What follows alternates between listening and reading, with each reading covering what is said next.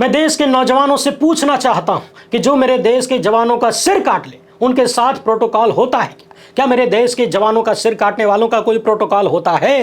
क्या यह हिंदुस्तान की जनता के घाव पर, उसकी पीड़ा पर नमक छिड़कने जैसा नहीं है? जिस चीन को लाल लाल आंखें दिखाकर समझाना चाहिए था, उसके साथ मुलाकात होती है और ये कहते हैं कांग्रेस वाले की प्रोटोकॉल है। ये बातें सुनकर यदि आपको लग रहा है कि चीनी राष्ट्रपति से प्रधानमंत्री मोदी की मुलाकात को लेकर मैं बोल रहा हूं, तो ऐसा बिल्कुल नहीं है। ये बात साल 2014 से पहले की है और गुजरात के मुख्यमंत्री नरेंद्र मोदी उस वक्त के प्रधानमंत्री डॉक्टर मनमोहन सिंह से पूछ रहे थे। भौकाल तो इतना मार रहे थे मानो इनकी लाल लाल आंख देखकर पूरा चीन बैरक में दुबक के बैठ जाएगा। मगर लाल लाल आंख दिखाने की बात करने वाले आज लाल कारपेट देखकर खुद ही बिछे हुए नजर आ रहे हैं। मगर चीन तो चीन है, अमेरिका की तरह उसने भी दिखा दिया कि ये लोग भारत को पाकिस्तान के बराबर ही समझते हैं और कभी कभी तो उससे भी कमतर दिखाने की कोशिश करते हैं। हमारे अंधभक्त बेचारे प्रधानमंत्री मोदी की लाल कानीन वाले स्वागत को फैलाने में लगे ही हुए थे। ये दिखाने में लगे थे कि देखो देखो चीन ने कितना बढ़िया स्वागत किया है। मगर तभी पाकिस्तानी प्रधानमंत्री का भी वैसा ही स्वागत नजर आया। ऐसा लगा कि एक ही सेटअप में चीन ने सबको निपटा दिया। यानी बेचारे भक्त खुशी भी नहीं मना पाए थे कायदे से कि उनके अरमानों पर पानी फेर दिया। इससे पहले हमने देखा एडिट की हुई ऐसी तस्वीरें फैलाकर भौकाल बनाने की कोशिश की गई। अरे ये वाली नहीं, वोट चोर गद्दी छोड़ तो बाद में विरोधियों ने बना दिया। आईटी सेल के गुर्गों ने ये वाली तस्वीर शेयर करना शुरू किया था, जिसे मोहम्मद जुबैर ने पकड़ लिया और सबूतों के साथ सामने रख दिया। असली तस्वीर यह है, बाद में भक्तों के फर्जी गैंग ने वहां प्रधानमंत्री मोदी की फोटो लगा दी और वेलकम कर दिया। सवाल यह है कि एडिटेड फोटो के सहारे भौकाल बनाने की जरूरत क्यों पड़ रही है? क्या पहले से मालूम था कि स्वागत में ऐसा कुछ होने नहीं वाला है? आखिर पहुंचने से पहले इस तरह का फर्जीवाड़ा करने की जरूरत क्यों पड़ गई भाजपाइयों को, आईटी सेल के गुर्गों को? यहां आप देख सकते हैं हर्षवर्धन त्रिपाठी जो बड़े बड़े मीडिया संस्थानों में काम कर चुके हैं। हालांकि इनकी तस्वीर में दीवार पर जो फोटो टंगी है उसे देखकर ही पता चल जाता है कि अंदर से क्या है। मगर इन्होंने लिख दिया कि झुकती है दुनिया झुकाने वाला चाहिए, यानी अपने मन से फोटो एडिट करके दुनिया को झुकाने निकल पड़े। बहरहाल आज हम हुजूर की इस यात्रा पर थोड़ी सी चर्चा करेंगे और एकदम आसान भाषा में यह समझने की कोशिश करेंगे कि कैसे छोटे दुश्मन के सामने हेकड़ी दिखाते हैं और बड़े बड़े दुश्मनों के सामने लौट जाते हैं। विदेश नीति का बेड़ा गर्क किस तरह से किया जाता है और किस तरीके से वर्तमान सत्ता ने किया है। सोशल मीडिया पर तो लोग कहने लगे हैं कि भक्तों को अब नए भड़के पप्पा मिल गए हैं। अब तक ट्रंप हुआ करते थे और अब जिनपिंग हो गए और गोदी मीडिया को भी मिल गए। यहां तक कि गोदी मीडिया भी अब तक चिल्लाता था कि ट्रंप से मिले मोदी, जिनपिंग की हुई हालत खराब, और अब सुर बदल गए, कहने लगे कि जिनपिंग से मिले मोदी, ट्रंप की हालत खराब। जिस चीन ने भारत को बार बार धोखा दिया, सवाल है कि क्या उसके चक्कर में हमने अपने बहुत सारे दोस्त खो दिए? इस वीडियो में हम एक महत्वपूर्ण मामला यह भी देखेंगे कि आखिर समय समय पर धोखा देने वाले चीन के साथ जब हम दोस्ती कर सकते हैं, ऐतिहासिक रूप से भारत को डराने धमकाने हड़काने वाले अमेरिका के सामने लोटासन कर सकते हैं, तो फिर वही व्यापारिक रिश्ता पाकिस्तान के साथ क्यों नहीं कर सकते? जब अमित शाह के दुलरवा बेटा पाकिस्तान के साथ क्रिकेट खेल सकते हैं तो व्यापारिक रिश्तों में तनाव क्यों? यह मसला बड़ा गंभीर है, जरा ध्यान से सुनिएगा। पहली बार है तो चैनल को सब्सक्राइब करके घंटी बजा दीजिए टर्न से। हर एक वीडियो को लाइक और शेयर करना जरूरी होता है, तभी आपका चैनल मजबूत होगा। इसके अलावा यदि आपको हमारा काम पसंद आता हो तो QR कोड या फिर मोबाइल नंबर का प्रयोग करते हुए जो भी हो सके आर्थिक सहयोग भेजने का प्रयास जरूर करें। बहुत बहुत धन्यवाद। सबसे पहले तो आपको ये याद दिला दें कि हाल ही में जब पहलगाम की घटना हुई और उसके बाद ऑपरेशन सिंदूर हुआ तो सेना के अधिकारियों ने सरेआम इस बात को कबूल किया कि भारत एक साथ तीन लड़ाइयां लड़ रहा था। पाकिस्तान के साथ चीन और तुर्की खुलकर खड़े थे और इन लोगों ने हर संभव मदद पाकिस्तान को पहुंचाया। उप सेना प्रमुख lieutenant general Rahul R Singh ने साफ साफ कहा कि ऑपरेशन सिंदूर के दौरान हमें कई सीख मिली है। बॉर्डर एक था लड़ाई का, मगर लड़ने वाले अपोजिशन में कई थे। सामने से पाकिस्तान था मगर पीछे से टर्की और चीन ने उसे हर संभव मदद पहुंचाया था। पिछले कुछ सालों में पाकिस्तान का 81% हार्डवेयर हथियार का जो है वो चीन से गया है। यानी कुल मिलाकर सामने से पाकिस्तान हमारे खिलाफ खड़ा था और उसे पूरा बैकअप चीन का था। इसके पहले हमने देखा था कि जून 2020 में गलवान घाटी में चीन की आक्रामकता के चलते हमारे 20 सबसे बहादुर जवानों ने अपनी जान की कुर्बानी दी। लोहे की रॉड घुसा घुसा के हमारे जवानों को मारा गया था। क्या हम भूल गए? मगर फिर भी जो नरेंद्र मोदी दूसरों को लाल लाल आंख दिखाने की नसीहत दिया करते थे, 19 जून को बड़ी बेशर्मी से कह देते हैं, 19 जून 2020 को बड़ी बेशर्मी से कह देते हैं कि न कोई घुसा है न कोई घुसा हुआ है। उन्होंने चीन को क्लीन चिट दे दी और समझने वाली बात यह है कि चीन का नाम लेने की हिम्मत तक नहीं हुई। यहीं पर वो सवाल बड़ा हो जाता है, आखिर चीन और अमेरिका का नाम लेने से इतना डरते काहे हैं? क्या भाजपा के वरिष्ठ नेता सुब्रमण्यम स्वामी की वो बातें सही हैं कि चीन और अमेरिका के पास नरेंद्र मोदी के कच्चे चिट्ठे हैं, बड़ी बड़ी फाइलें मौजूद हैं, पूरा मोटा मोटा, आखिर वो कौन से कच्चे चिट्ठे हैं जिनके सामने हुजूर सरेंडर किए हुए नजर आते हैं? सोचिए ये कितना गंभीर मामला है कि उन्हीं की पार्टी का एक वरिष्ठ नेता आरोप लगाता है कि चीन में जाकर इन्होंने बड़े बड़े कांड किए हैं, बड़े बड़े कांड किए। चीन और अमेरिका के पास इनके खिलाफ बहुत सारे सबूत हैं, बहुत सारी चीजें। यही डर है कि नरेंद्र मोदी की जबान पर चीन और अमेरिका का नाम नहीं आता। अभी ट्रंप ने 40 से ज्यादा बार सीज फायर कराने का क्रेडिट लिया और हाल फिलहाल में ट्रंप ने तो सारी हदें पार कर दी। कह दिया कि मैंने नरेंद्र मोदी को फोन से कहा कि 24 घंटे के भीतर युद्ध बंद कर दो और नरेंद्र मोदी ने 5 घंटे के भीतर ही युद्ध को बंद कर दिया। क्या यह बात सोचने वाली नहीं है कि आखिर इन दोनों देशों से हुजूर इतना डरते क्यों हैं? 140 करोड़ का देश तो नहीं डरता, हमारी सेना तो नहीं डरती, फिर इनके भीतर ऐसा कौन सा डर छिपा हुआ है कि जब हमारे 20 जवानों को मार दिया जाता है तब भी चीन का नाम लेने की हैसियत नहीं होती? कथित रूप से 4000 स्क्वायर किलोमीटर जमीन पर कब्जा कर लिया जाता है चीन द्वारा, फिर भी चीन का नाम नहीं ले पाते, उल्टे क्लीन चिट दे देते हैं। और ये सब कुछ तब होता है जब साल 2015 में अहमदाबाद में जिनपिंग को बुला के मेहमान नवाजी कर चुके थे, महाबलीपुरम में समुद्री सैर करवा चुके थे, वुहान में गले मिलने का, झूला झूलने का सब कुछ कांड किया गया। और इन सब के बाद उसी चीन ने साल 2020 में हमारे 20 जवानों की हत्या की। अरुणाचल में लगातार घुसपैठ की खबरें आती हैं। खुद अरुणाचल से भाजपा के ही सांसद ने भरी संसद में कहा कि अगला डोकलाम यदि कहीं होगा तो वो अरुणाचल में होगा। यानी अरुणाचल में चीन बड़े स्तर पर घुसपैठ कर रहा है, जमीनें कब्जा रहा है, अवैध कब्जा कर रहा है। और हम क्या करते हैं? कुछ ऐप बैन कर देते हैं, बाद में धीरे से वो चालू हो जाता है। ट्रंप के पहले कार्यकाल में क्वाड के तहत मोदी ने अमेरिका से नजदीकी बनाने की कोशिश की, अब उससे दूरी बना रहे हैं। अब एससीओ में हिस्सा लिया जा रहा है, जबकि ब्रिक्स हो या एससीओ, इसमें बड़ा इकोनॉमिक पार्टनर कौन है? चीन।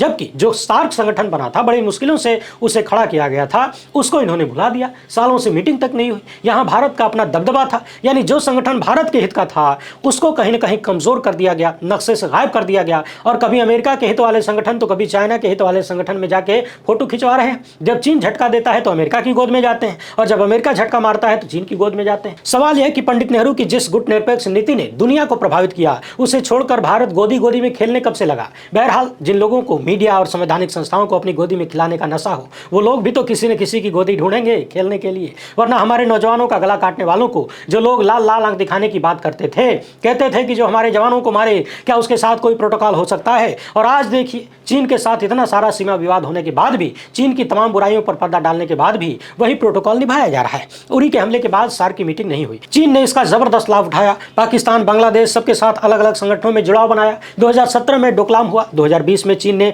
बड़ी घटना को अंजाम दिया, मेजर शैतान सिंह का स्मारक भी तोड़ दिया गया। कथित तौर पर 4000 स्क्वायर किलोमीटर से ज्यादा जमीन पर कब्जा कर रखा है चाइना ने, अवैध कब्जा। और तो और आप भारत के आसपास के तमाम देशों को ढूंढ लीजिए, क्या भारत का कोई आज खास मित्र बचा है? सब अलग अलग हो गए और ज्यादातर चीन के पाले में जा चुके हैं। सामाजिक कार्यकर्ता सोनम वांगचुक इन चीजों का खुलासा करते हैं, यानी चीन के अवैध कब्जे का खुलासा करते हैं, बॉर्डर पर जाना चाहते हैं, देश को दिखाना चाहते हैं, तो उनको रोक दिया जाता है पुलिस के दम पर। सवाल है कि सरकार क्या छिपाना चाहती है? संसद में राहुल गांधी ललकारते रह गए कि अगर ट्रंप ने सीज फायर नहीं करवाया तो नरेंद्र मोदी जी बोल दीजिए कि ट्रंप झूठ बोल रहे हैं, मगर हुजूर की हिम्मत यह भी नहीं हुई, ट्रंप का नाम नहीं ले पाए। सवाल वही है कि नाम लेने से ऐसा डर क्यों? पिछले दिनों हमसे एक भक्त टकरा गए, कहने लगे कि प्रधानमंत्री संसद में किसी देश के मुखिया का नाम नहीं ले सकते, ये प्रोटोकॉल होता है। यानी भक्तों की व्हाट्सएप यूनिवर्सिटी में गजब ज्ञान चलता है। अमेरिका के राष्ट्रपति 40 से ज्यादा बार मोदी का नाम लेकर धमकी दे चुके हैं, हटका सकते हैं, डरा सकते हैं, मगर हुजूर का प्रोटोकॉल होता है। भक्तों को हर चीज के लिए तैयार किया जा चुका है। व्हाट्सएप यूनिवर्सिटी बहुत तगड़ी है। सवाल यह है कि भारत की तुलना में चीन रूस से ज्यादा तेल खरीदता है, मगर फिर भी चीन पर हमसे कम टैरिफ, हम पर 50% ठोक दिया। अमेरिका से व्यापार को लेकर, चीन से व्यापार को लेकर